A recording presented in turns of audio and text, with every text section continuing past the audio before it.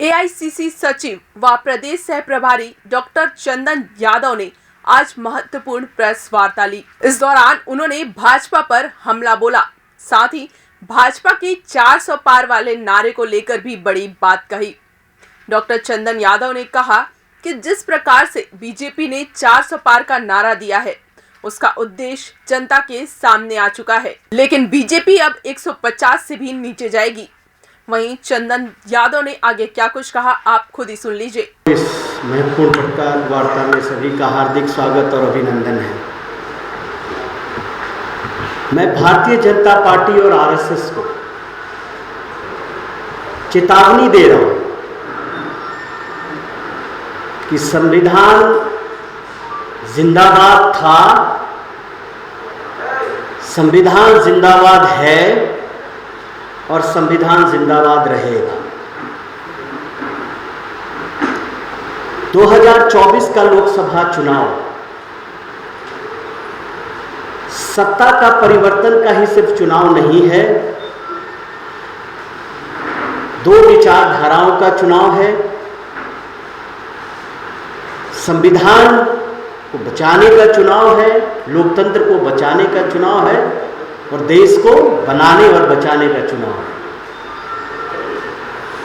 जिस तरह से भारतीय जनता पार्टी और जिस नियत और नीति से 400 पार का नारा दिया था,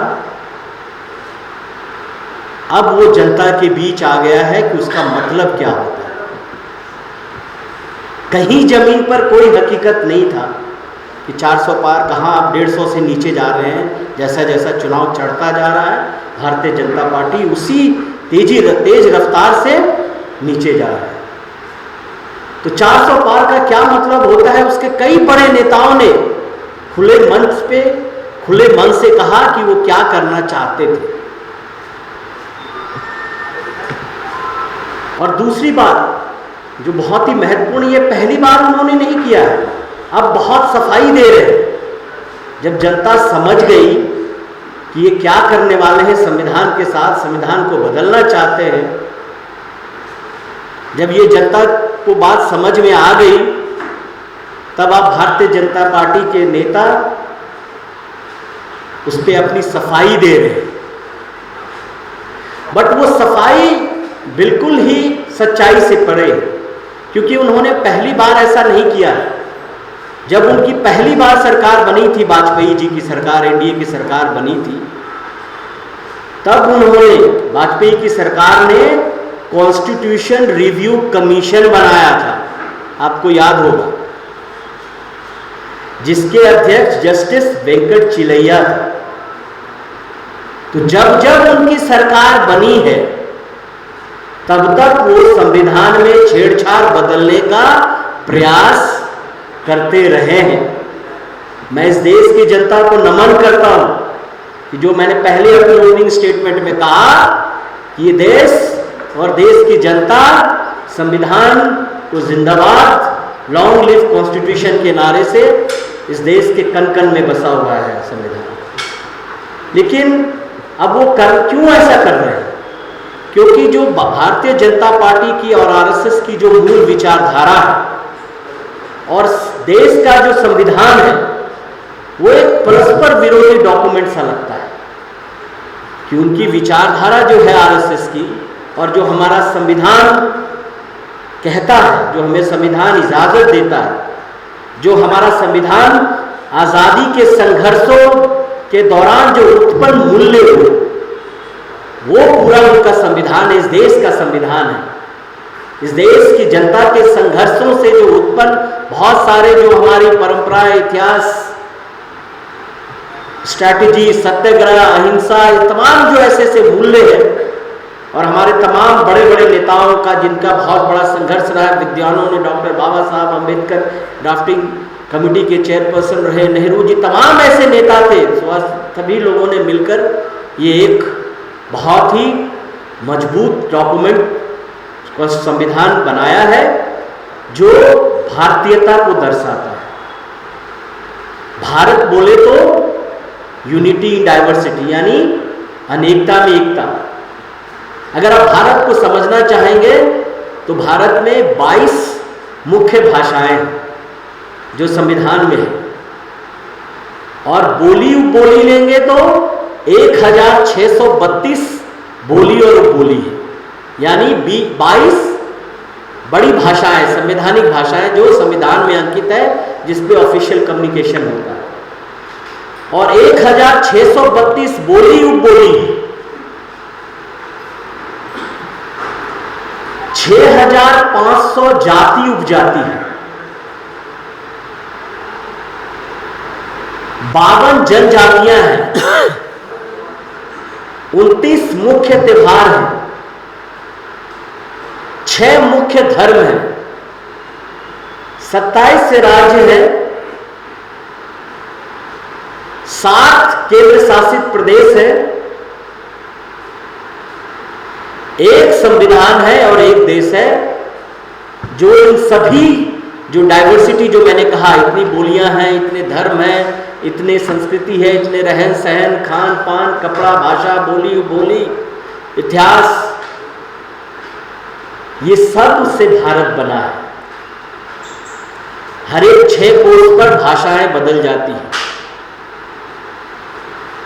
हमारी संस्कृति अलग है, हमारी भाषा अलग है, हमारा खान पान, रहन सहन, सब चीज अलग है, लेकिन फिर भी हम एक संविधान में विश्वास करते हैं। हम एक देश की परंपरा में, एक देश के संविधान में, देश के इतिहास में, देश की धरोहर में, इन सबों में हमारा उतना ही अटूट विश्वास है, और सब हम मिलजुल करके इसमें रहते हैं।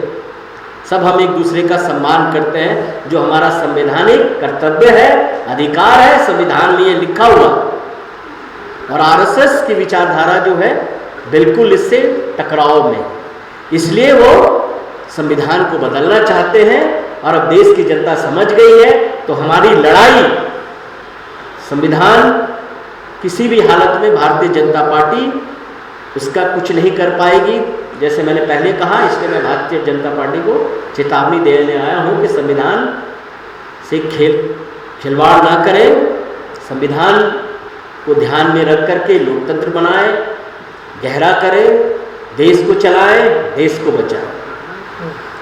दूसरा साथियों, एक जो और मुद्दा है हिस्सेदारी न्याय का। अभी सरगुजा में प्रधानमंत्री आए थे, और मैं उनसे कहना चाहता हूं कि यही छत्तीसगढ़ में कि भारतीय जनता पार्टी ने और उनकी सरकार, डबल इंजन की सरकार ने मिलकर कैसे छत्तीसगढ़ की धरती पर सामाजिक न्याय की हत्या की। छत्तीसगढ़ की कांग्रेस सरकार ने छत्तीसगढ़ रिजर्वेशन बिल पूरे विधानसभा के पूरे प्रोसीजर, पार्लियामेंट जो विधेयक पास करने का जो पूरा प्रोसीजर को पूरा करते हुए इन्होंने बिल लाया, बिल को पास करा करके माननीय गवर्नर के पास दिया। आज तक वो साइन नहीं हुआ। कौन है इसका जिम्मेदार? छत्तीसगढ़ की जनता सवाल कर रही है कि आप ये सामाजिक न्याय की हत्या है कि नहीं है। आपने विधानसभा में पारित किए गए आपने बिल का गवर्नर ने अभी तक साइन नहीं किया, और किसके कहने पे नहीं किया, क्यों नहीं किया, ये सब आप लोग जानते हैं। दूसरी बात है कि जातीय जनगणना भारतीय जनता पार्टी क्यों नहीं कराना चाहती। कि कोई भी मॉडर्न डे पॉलिसी मेकिंग में अगर आप कोई योजना बनाते हैं, कोई नीति बनाते हैं, तो उसका आधार डेटा होता है कि आपके पास कोई आधार होना चाहिए कि आप निर्णय क्यों ले रहे हैं। हिंदुस्तान में जाति एक सच्चाई है, और जाति सच्चाई है तो जातीय आधार पर भेदभाव है, ये भी एक सच्चाई है। और संविधान ये इजाजत देता है कि इस भेदभाव को कम करना है, खत्म करना है। तो इस पर जो जब तक हमारे पास डेटा नहीं रहेगा, 70 साल को आज़ाद हुए भारत, अगर हमारे पास डेटा नहीं है तो हम कैसे इस सवाल पर इस भेदभाव को हम खत्म कर पाएंगे। डेटा तो राहुल जी तो यही कह रहे हैं कि एक्सरे नहीं होने दे रहे कि आप डेटा से क्यों घबरा रही है। Bharatiya Janata party data collection से क्यों घबरा रही है? क्योंकि मोदी जी खास करके और भारतीय जनता पार्टी वो सिर्फ उनको वोट की राजनीति दिखाई देती है। छत्तीसगढ़ में आकर के चिल्ला करके वो अपनी जाति बताते हैं, पिछड़ा बताते हैं, और जब पिछड़ों के हक अधिकार और न्याय की बात होती है, SC ST के हक अधिकार और न्याय की बात होती है, तब वो कहते हैं देश में जाति तो है नहीं, सिर्फ दो ही जाति है, अमीर और गरीब। और जब बालोद में अभी कुछ दिन पहले आए थे तो वहां अपनी पिछड़ी जाति बताए, तो उनके किसी कॉन्सेप्ट में, किसी आइडिया में उनकी कंसिस्टेंसी नहीं है कि वो क्या बोल रहे हैं। एक जगह कुछ बोलते हैं अपने सुविधा के हिसाब से, एक जगह और कुछ बोलते हैं। बताइए कौन ऐसा नेता होगा कि आप एक आइडिया को आप दो तरह के तरीके से अपने सुविधा के हिसाब से बोलने की कोशिश करते हैं कि ये बिल्कुल ही वोट की राजनीति से पड़े ऐसे हमारे प्रधानमंत्री हैं कि जिस तरह से आप समझ लीजिए कि किस तरह से जनता को गुमराह करने का प्रयास कर। तो भारतीय जनता पार्टी और RSS की सामाजिक न्याय के ऊपर, वंचित बहुसंख्यकों के ऊपर उनकी नीति और नीयत बिल्कुल साफ है।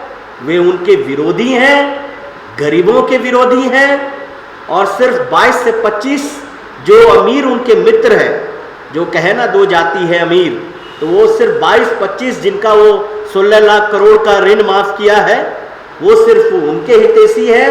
बाकी ना सामान्य वर्ग के गरीब लोगों को उनको चिंता है, ना गरीब लोग जो SC ST OBC है, अल्पसंख्यक हैं, इनकी कहीं कोई चिंता नहीं है। वो गरीब विरोधी हैं, वंचित बहुसंख्यक विरोधी हैं, और सभी युवा विरोधी हैं, महिला विरोधी हैं, सभी उस कैटेगरी में आके मिल जाते हैं। साथ ये आपके बीच हम बात रखना चाहते थे, आपके सवाल हो तो हम लोग जी